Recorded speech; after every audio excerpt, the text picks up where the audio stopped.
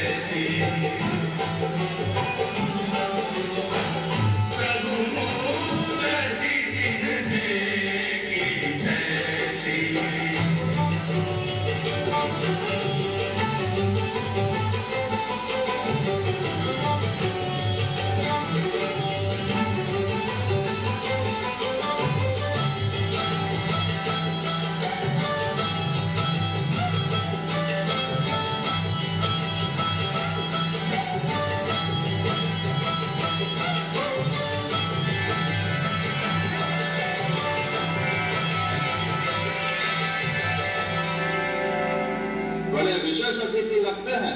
ऐसा लगता है कि सीता के विवाह की बात इनसे पहले से ही पक्की हो चुकी है। और देश देश से आए हुए राजा और राजकुमारों का स्वागत करते हैं।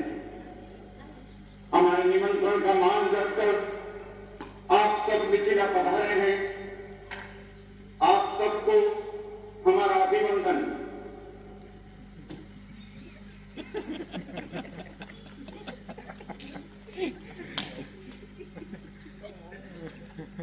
महाराज, अब राजकुमारी सीता को सभा में बुलाना चाहिए।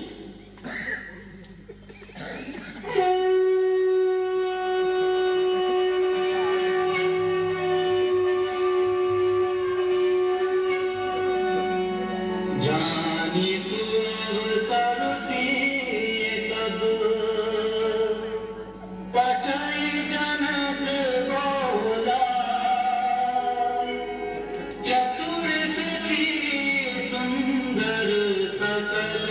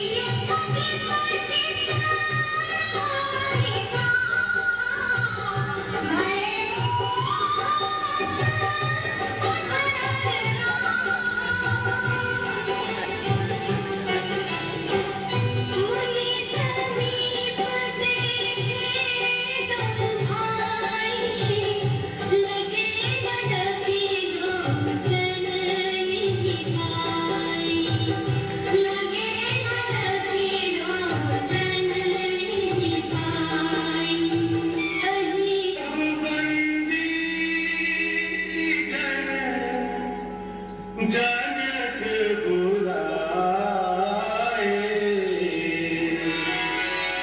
बिरदावली कहत चली आए।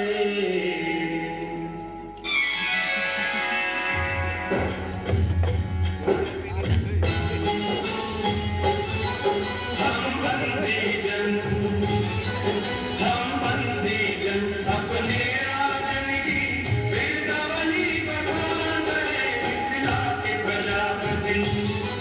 मिथिला के प्रजापति जनक राज की गरिमा गुणगान रहे। हम बंदी जन धर्मात्मा इनको नमन करे जग सारा। मिथिला को देकर नाम समारा। मिथिपुत्र जनक ने कुल का यश विस्तारा। अब से जोड़े हर राजा जनक पुकारा। इस कुल के सभी मृतवीर यशस्वी दया धर्म और दान करे। हम बंदी जन अपने राजन की बिरदावली बखान करे। हम बंदी जन महाराज महारोमा की महिमा न्यारी। सुख उनके शरण रोमा सुंदर सुखकारी। महाराज रश्मनामा के हम आभारी। जिनसे हमें विदेह जनक उपकारी।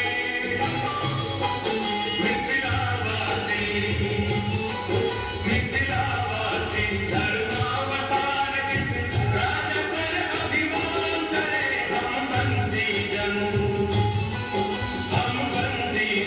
अपने राजन की बिरदावली बखान करे। हम बंदी जन काहे में पुजारी कहा हो फल छोड़ा। चले भाट हीरा हर्षुल छोड़ा।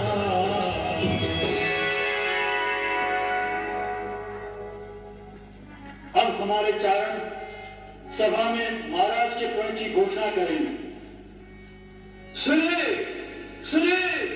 संतता सुने। ये सर्वविदित है कि राजकुमारी सीता के विवाह की एक ही शर्त है कि जो शूरवीर शिव के स्टीप धनुष को उठाकर प्रतिज्ञा करागा उसी के साथ राजकुमारी का विवाह होगा।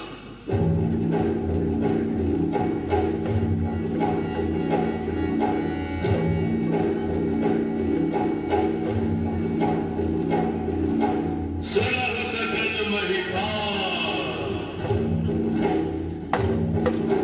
नृपभुज बलु विदु शिव धनुराव। कर्म कठोर विदित सब गाऊं। रावण बाण महाभट भारे एक ही सरासन गवहि सिधारे। सोई पुरारी को दंड कठोर राज समाज आज जोई घोरा। भुवन जय समेत गई तेरी। विदहि विचार भरई हठी तेरी।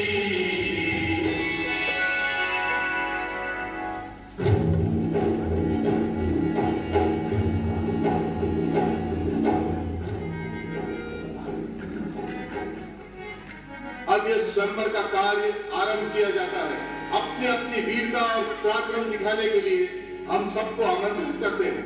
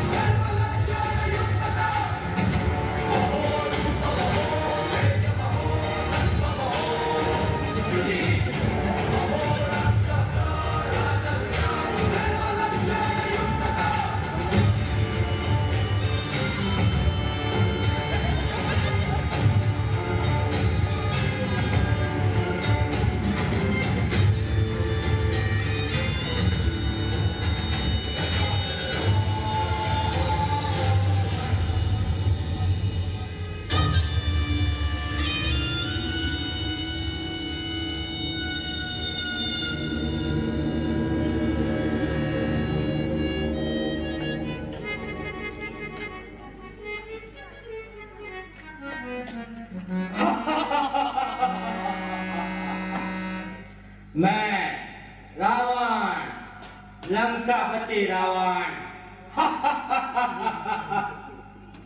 मैंने अपने इस भुजा से शिव सहित कैलाश पर्वत को उठा लिया था। और वो इंद्र मेरे बाग में पानी चिटकता है। और वो वरुण मेरे महल में झाड़ू लगाता है। और वो अग्नि वो मेरे महल में बर्तन मांजता है। और वो कुबेर मेरे महल में पूजा करता है।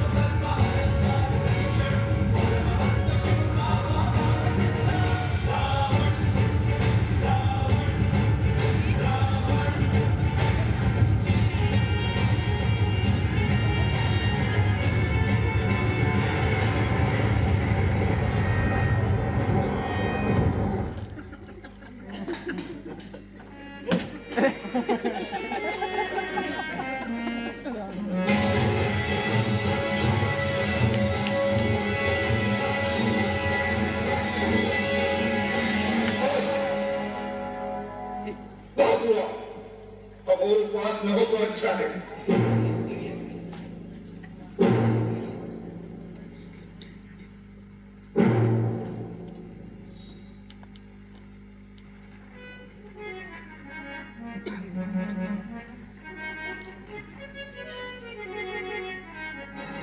देश देश और द्वीप द्वीप के बड़े बड़े राजा और राजकुमार मेरा प्रण सुनकर इस स्वयंवर में आए हैं।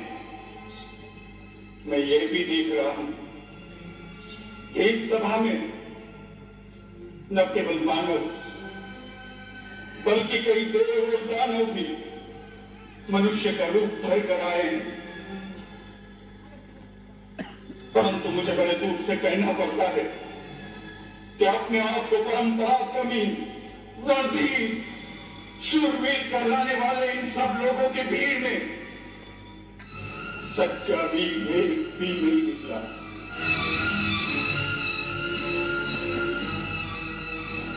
सीता जैसी दिव्य पत्नी, महान यश, अनुपम कीर्ति एक साथ पाने के लिए मैंने केवल बल और पराक्रम का शुल्क रखा था, परंतु इन शूरवीरों में से किसी ने भी उस मूल्य को चुकाने की क्षमता नहीं दिखाई। ऋषि धनुष को झुकाने या चाक चलाने की बात तो दूर, कोई उसे हिला भी नहीं सका।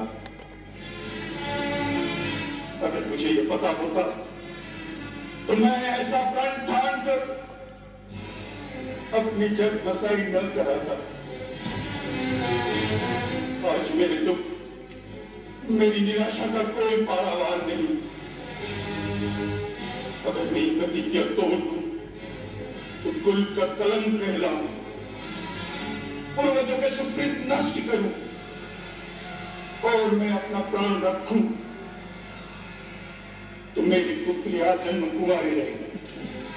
उसका जीवन विफल करने का पाप मेरे सिर चढ़ेगा। आज निराशा के अथाह सागर में डूबते हुए मुझे चारों ओर केवल कापुरुष ही कापुरुष दिखाई दे रहे हैं। लज्जा के झुके हुए इनके चेहरे मुझे एक ही बात कह रहे हैं, जनक लज्जा के मारे डूब मरो, क्योंकि आज ये धरती वीरों से खाली हो गई। बस महाराज बस, इतनी लज्जाजनक और अनुचित बात कहने से पहले आपको यह याद नहीं आया इस सभा में सूर्यवंशी रघुकुल नंदन श्री राम भी बैठे हैं। महाराज जनक, जिस सभा में रघुवंशों में से एक भी बैठा हो, उस सभा में इस तरह की बात करने का कोई साहस भी नहीं करता, और आप तो रघुकुल नंदन श्री राम के सामने वीरता की चुनौती दे रहे हैं। इसका परिणाम जानते हैं? मुझे मेरे भैया के चेहरे की सौगंध, अगर मेरे गुरु मुझे आज्ञा दें तो ये पुराना जीव धनुष क्या चीज है, मैं पूरे ब्रह्मांड को गेंद की तरह छाड़कर इस तरह से इसके टुकड़े टुकड़े हो जाए। लक्ष्मण, मुझे क्षमा कीजिए भैया, मुझसे आपका अपमान नहीं सहा गया। मुझे आज्ञा दीजिए मैं महाराज जनक के अपमानजनक शब्दों का समुचित उत्तर दे सकूं। शांत शांत हो वत्स, अपने आसन पर विराजो।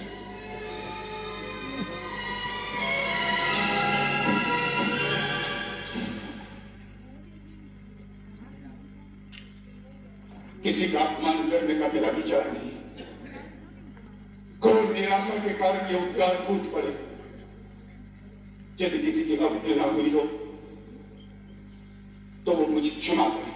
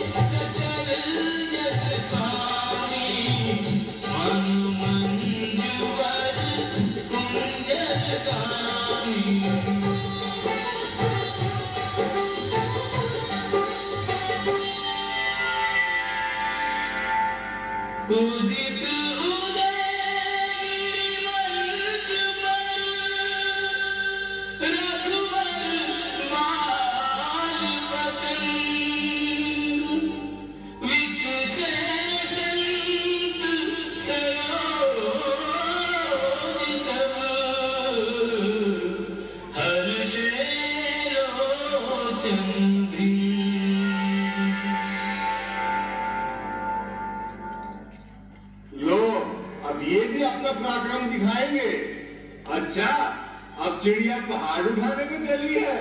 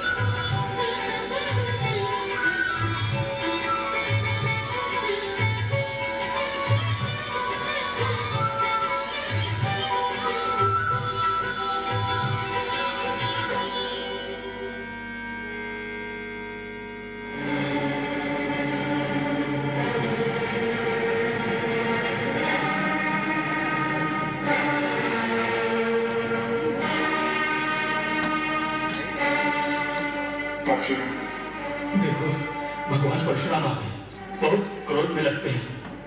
क्या वो फिर शक्तियों का वध करेंगे? नहीं नहीं, उन्होंने इंद्र को वचन दिया कि वो कभी भी शक्तियों पर शस्त्र नहीं उठाएंगे। चलो उनको नमस्कार करें, नहीं तो वो नाराज हो जाएंगे। चलो। मैं उग्रसेन का बेटा चित्रसेन भगवान परशुराम को प्रणाम करता हूँ। मैं राजा उग्रसेन आपको प्रणाम करता हूँ।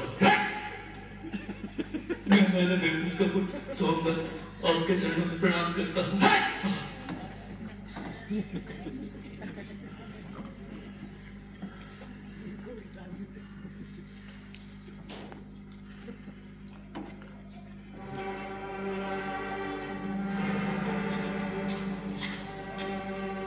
मैं हर्षवर्मा का पुत्र जनक भगवान परशुराम के चरणों में प्रणाम करता हूं। कल्याण हो।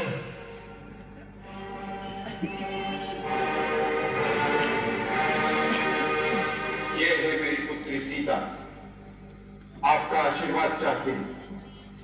सौभाग्यवती भव।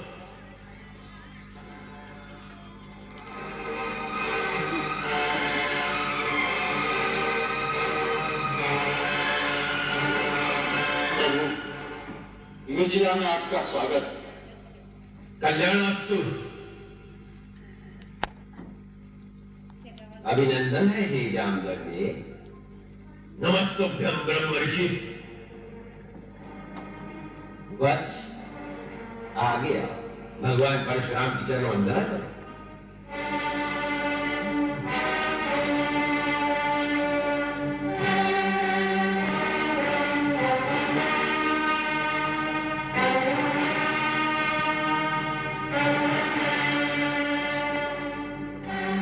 अपना परिचय नहीं दिया तुम दोनों ने। आप तो स्वयं भगवान कहलाते हैं और भगवान को अपने हर भक्त की पहचान होती है। यही सोचकर कि आप अपने इस दास को तो जानते ही होंगे, परिचय देना आवश्यक नहीं समझा। ये अयोध्या नरेश दशरथ के सुपुत्र राम और लक्ष्मण है। आप बड़े शुभ अवसर पर बता रहे हैं भगवान। आइए आसन ग्रहण कीजिए। इन मीठे स्वागत वचनों से तुम हमें बहला नहीं सकते मूढ़जनक। हम महेंद्र पर्वत पर तपस्या कर रहे थे कि शिव धनुष के टूटने की घोर ध्वनि का स्वर सुनाई दिया। हम ये जानने आए हैं कि हमारे आराध्य भगवान शिव के धनुष को तोड़ने का दुस्साहस किसने किया है। बोलता क्यों नहीं मूर्ख? बता बता, किसकी मृत्यु हमें यहां लेकर आई है? जल्दी बता, नहीं तो जहां तक तेरा राज्य है वहां तक की पृथ्वी को हम उलट पलट करके रख देंगे। तेरा सारा राज्य नष्ट कर देंगे, नष्ट कर देंगे। प्रभु, शिव के धनुष को तोड़ दे, ऐसा साहस तो कोई आपका दास ही कर सकता है। उसके लिए क्या आज्ञा है, आप मुझसे कहिए। सेवक वो होता है जो सेवा करे, जो शत्रुता करे उसे शत्रु समझकर उसे दंड ही देना चाहिए। जिसने ये शिव धनुष तोड़ा है वो सहस्र बाहु की तरह मेरा शत्रु है। सावधान जनक, विश्वामित्र, यहाँ एकत्रित राजागण और इस सारी सभा को मैं सावधान करता हूं कि जहां भी वो अपराधी छिपा हो उसे बाहर निकालकर खड़ा कर दिया जाए, अन्यथा हम उस शिवद्रोही को मृत्यु दंड देंगे। ये समझ लो कि तुम में से एक के भी प्राण नहीं बचेंगे। एक धनुष टूट गया तो उसमें इतना क्रोध करने की क्या बात है? हमने तो बचपन में कई धनुइयां तोड़ डाली, उस समय तो किसी ने क्रोध नहीं किया था। राजा के छोकरे, तनिक होश में बात कर। विश्व भर में सम्मानित महाशिव धनुष को बच्चों की धनुषों के बराबर समझता है। ये वो धनुष है जिससे शंकर ने त्रिपुरारी का वध किया था। ब्राह्मण देवता, आपको धनुष और धनुष में फर्क दिखता होगा। हम तो क्षत्रिय हैं, धनुष बाण से खेलना हमारा नित्य कर्म है। हमारे लिए तो सब धनुष एक समान है। विदाई की भी हद होती है। लगता है तुझे अपने जीवन से मोह नहीं रहा। मुझे मोह है कि नहीं, परंतु आपको इस पुराने जीवन धनुष से बहुत मोह दिखाई देता है, जिसके टूट जाने पर आप बच्चों की तरह बिलबिला रहे हैं। रघुवर ने इसे हाथ लगाया और ये टूट गया, इसमें उनका कोई दोष नहीं। आप क्रोध त्याग दीजिए मुनिवर, बहुत धमका लिया आपने। लगता है कि तू अपनी माता को निपुति बनाना चाहता है। मैंने तो तुझे बालक समझकर अब तक जीवित छोड़ रखा था। और मैं आपको एक ब्राह्मण समझकर आपके ऊपर हाथ नहीं उठाना चाहता। हमारे कुल में ब्राह्मणों का वध नहीं किया जाता, उनकी रक्षा की जाती है। शठ अशिष्ट निरंकुश बालक, कदाचित तूने मुझे केवल एक वेद पाठी ब्राह्मण समझ रखा है। तू नहीं जानता कि मैं क्षत्रिय कुलनाशक, बाल ब्रह्मचारी, अति क्रोधी वह परशुराम हूं जिसने कई बार इस पृथ्वी को क्षत्रियों से विहीन कर दिया। क्षत्रिय राजाओं का सकल नाश करते यह पृथ्वी बार बार ब्राह्मणों को दान करती है। इस फरसे से मैंने सहस्रबाहु की भुजाओं को काटा है। इसी फरसे से मैंने बार बार क्षत्रियों का लहू पिया है। और आज तुम्हारे लहू से इस फरसे की प्यास बुझाई जाएगी। आप बार बार मुझे डरा रहे हैं, तो ऐसा लगता है जैसे एक बालक फूंक मारकर पर्वत उड़ाने की चेष्टा कर रहा हो। ब्राह्मण देवता जो वीर होते हैं वो अधिक बातें नहीं करते, वार करते हैं। ये कायर पुरुषों की निशानी है कि युद्ध करने की बजाय वो अपनी शान में बड़ी बड़ी बातें बगाड़ने लगते हैं। विश्वामित्र, यदि इस उद्दंड बालक की रक्षा चाहते हो तो इसे हमारी आंखों से दूर ले जाओ। आप आंखें बंद कर लीजिए प्रभु, मैं दिखाई नहीं दूंगा। विश्वामित्र, इसे हमारे क्रोध और पराक्रम की शक्ति बनाओ। अपनी गुण गाथा आप स्वयं इतनी अच्छी सुना लेते हैं कि दूसरे की आवश्यकता ही नहीं। अभी तक अपनी महान गाथा गाते गाते दिल नहीं भरा हो तो सुना लीजिए कि किस तरह आपने एक कर्तव्यवीर कुमार के दोष पर क्रोध में आकर लाखों निर्दोष क्षत्रियों को संहार कर दिया, पिता का ऋण कैसे चुकाया, माता का गला इस फरसे से कैसे काट दिया। सुनाइए सुनाइए अपने महान कार्यों की पूर्ण कथा। बस बहुत हो गया, अब कोई मुझे दोष न देना। ये बालक अब निश्चय ही मरणहार है। आश्चर्य है कि मेरे कुठार के सामने आकर भी अब तक जीवित कैसे आए। मुझे भी आश्चर्य है कि मेरे देवतुल भैया को मृत्युदंड देने की बात कोई मेरे सामने करे और वो मेरे बालों से अब तक बचा है। लक्ष्मण,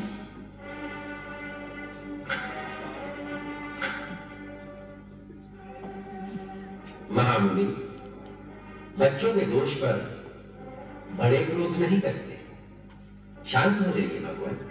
तुम चुप रहो कौशिक नंदन। आपको क्रोध शोभा नहीं देता भगवान। यदि बालक कोई चपलता दिखाता है, गुरु माता पिता उसका आनंद लेते हैं, रोष नहीं करते।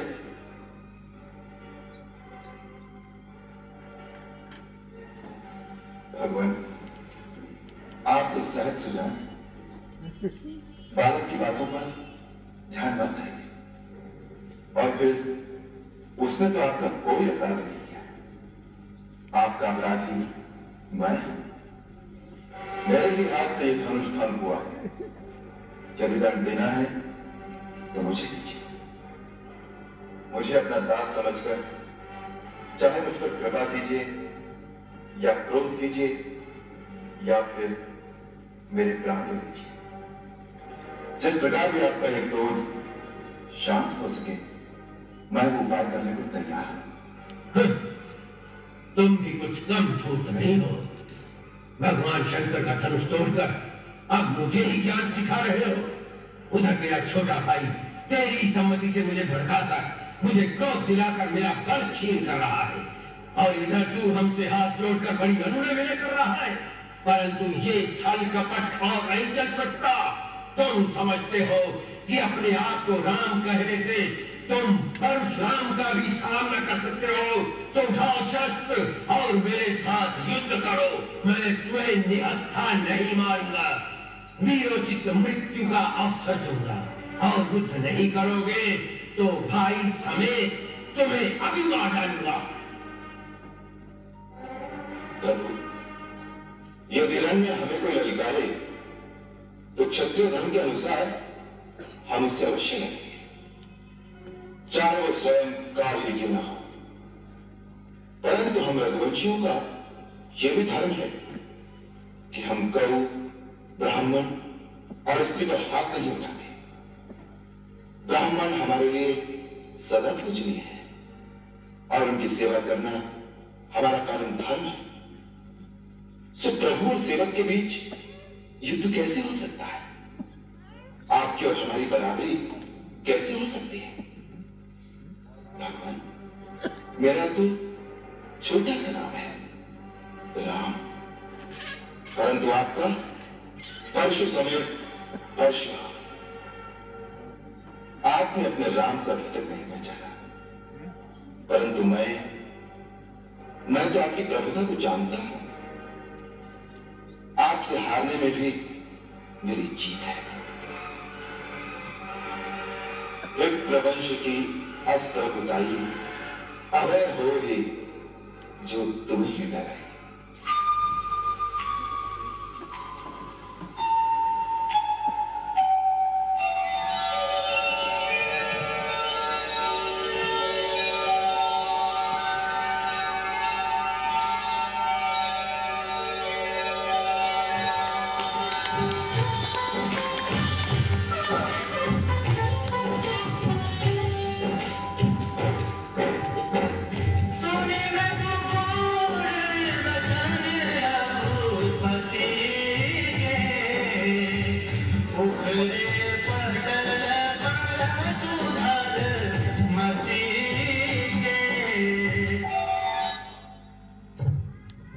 केवल रामचंद्र भगवान के